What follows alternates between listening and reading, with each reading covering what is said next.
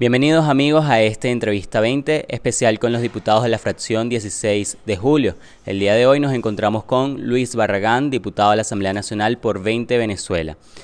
Diputado, queríamos hablar justamente con usted el día de hoy en esta entrevista especial, básicamente sobre cómo es el rol que usted ha jugado dentro de la Asamblea Nacional en defensa de la soberanía nacional del país.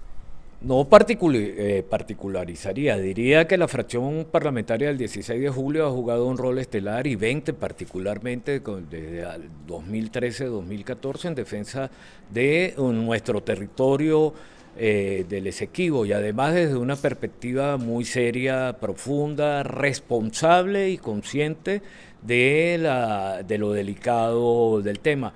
Además, esto nos ha llevado incluso al ejercicio académico. Hemos profundizado en la investigación de este particular problema y sobre todo un futuro desafío que vamos a tener pendiente. Insistimos en una fórmula, en la solución, en el marco de la era de la globalización y de los acuerdos regionales y superregionales que nos den la clave, porque al fin y al cabo se trata de una relación inevitable de vecindad entre Guyana y Venezuela. Por cierto, quiero llamar la atención porque el 1 de noviembre en Gaceta Oficial salió el nombramiento de un ciudadano de nombre Luis Díaz como encargado de negocios de Venezuela en Georgetown.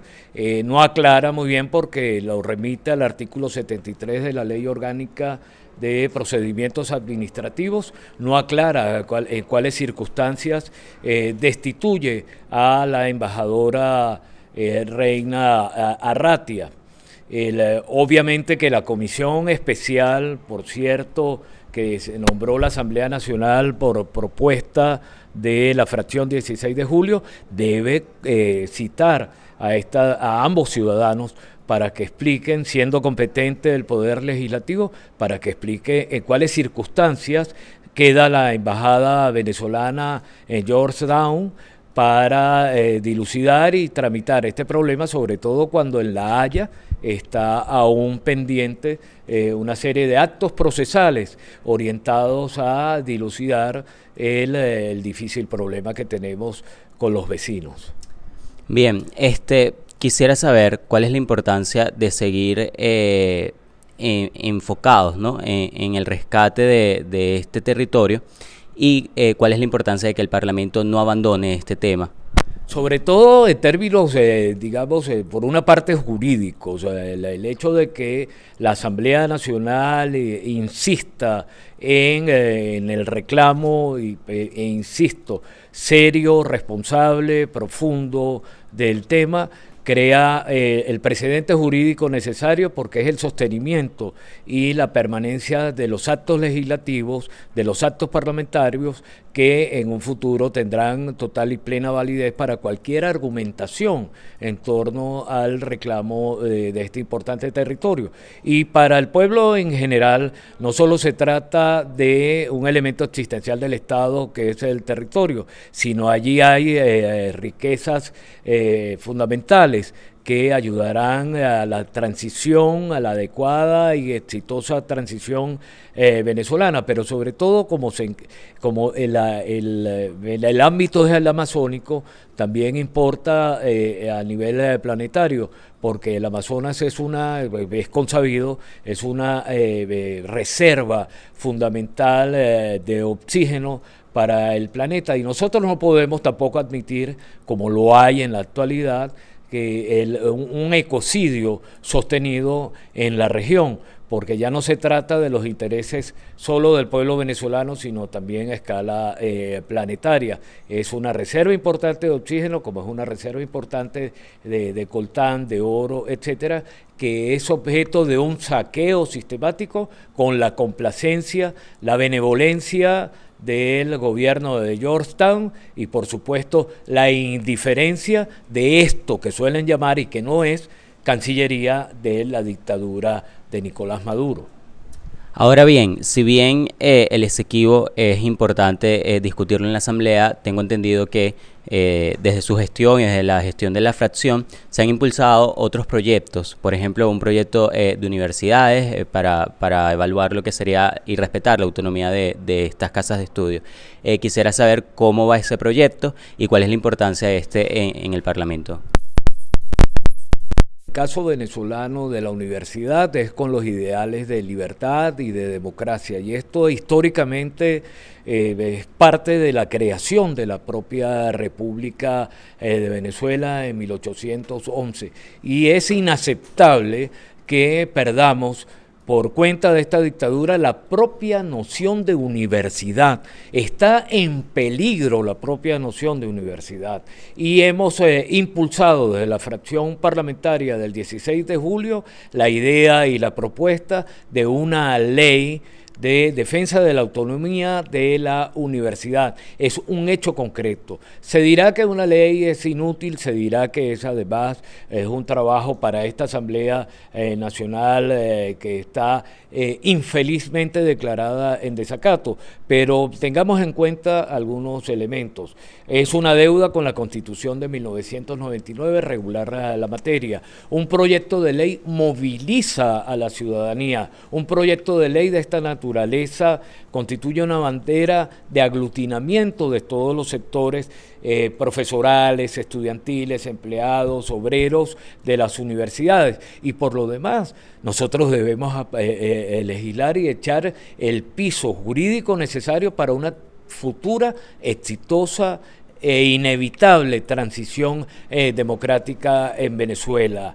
Más allá de la movilización por razones salariales, porque el profesorado no está debidamente, no tiene ingresos reales que son los más adecuados, más allá del problema gravísimo, gravísimo, que es la deserción estudiantil y docente en las universidades, está el problema de la defensa de la autonomía frente a regímenes como estos que nos orientan o desean orientarnos a una sociedad de ágrafos, a una sociedad de analfabetas, a una sociedad de la supervivencia, de la mera supervivencia, cuando la realidad histórica, el momento histórico reclama una sociedad orientada por la información y por el conocimiento estratégico y por la producción que depende de los niveles de inteligencia y de inversión social en las ideas, en el planteamiento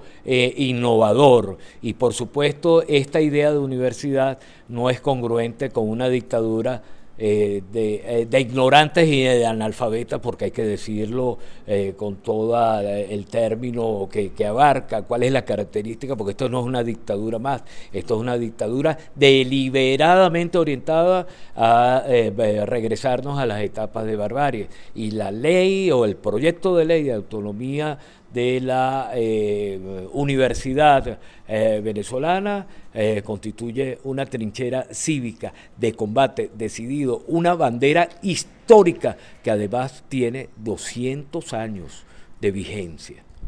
Ahora bien, ha narrado, hemos hablado sobre la gestión de la Asamblea Nacional. Hemos hablado de la situación política que enfrenta hoy Venezuela. Mi pregunta ahora es un poco más personal.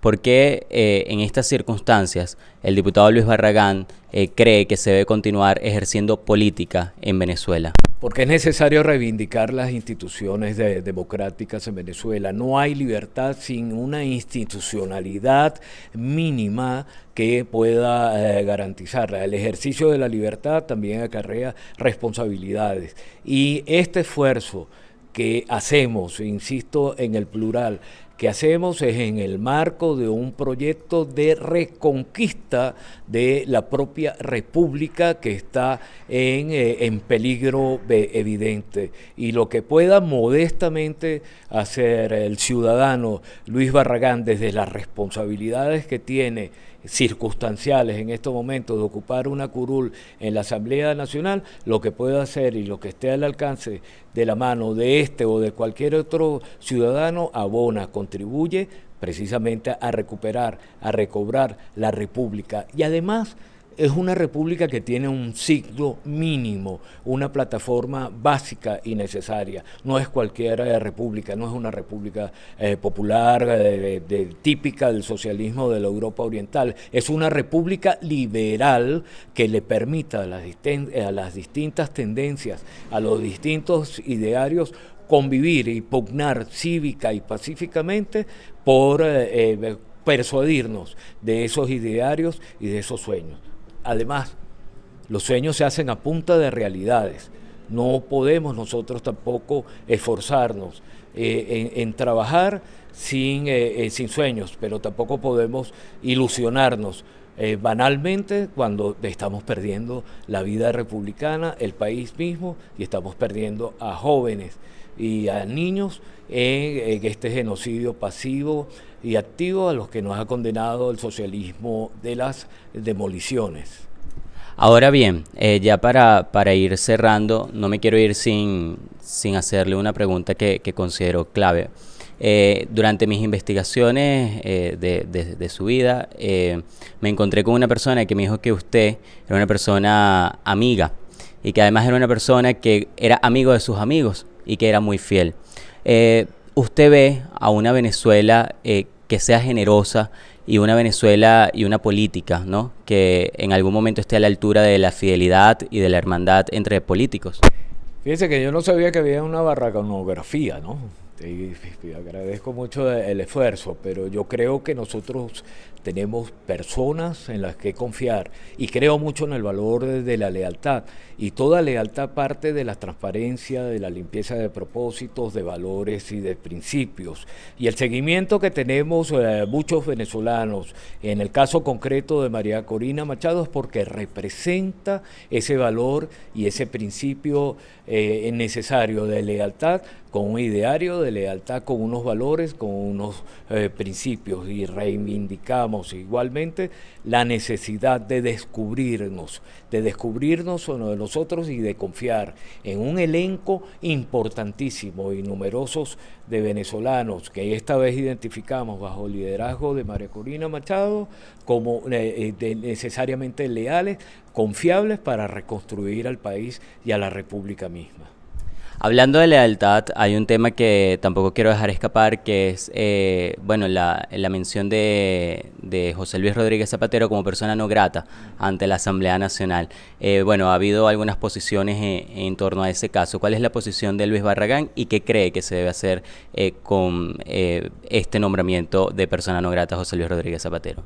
Me causa gracia porque es evidente. Nosotros obviamente hemos sido perjudicados por la gestión de Rodríguez Zapatero en Venezuela, y lo conducente, lo adecuado, lo serio, lo responsable, lo venezolanísimo que debemos hacer es declararlo persona non grata, pero también a la vez me causa gracia porque entiendo que el embajador de España en Venezuela se estaba quejando de la iniciativa parlamentaria que estaba en marcha, y conversaba ayer con unos amigos y llegamos a la conclusión que los propios españoles necesitan que Rodríguez Zapatero se ocupe en el exterior, en el extranjero, así perjudique a otros países, porque no lo quieren de vuelta en España. Y por supuesto que esta declaratoria y este sentimiento de rechazo mayoritario que hay en la Asamblea Nacional hacia Rodríguez Zapatero puede significar que le devolvamos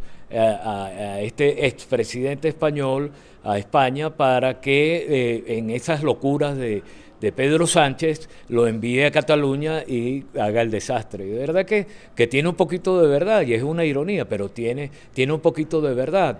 A ellos mismos rechazan a Rodríguez Zapatero con el mismo fervor, con el mismo sentimiento de repudio que sentimos los venezolanos, porque la tumba y el helicoide hablan muy, muy bien de la gestión de este señor que representa, por cierto, las banderas del socialismo de La Habana, que muy bien encarna Maduro Moros.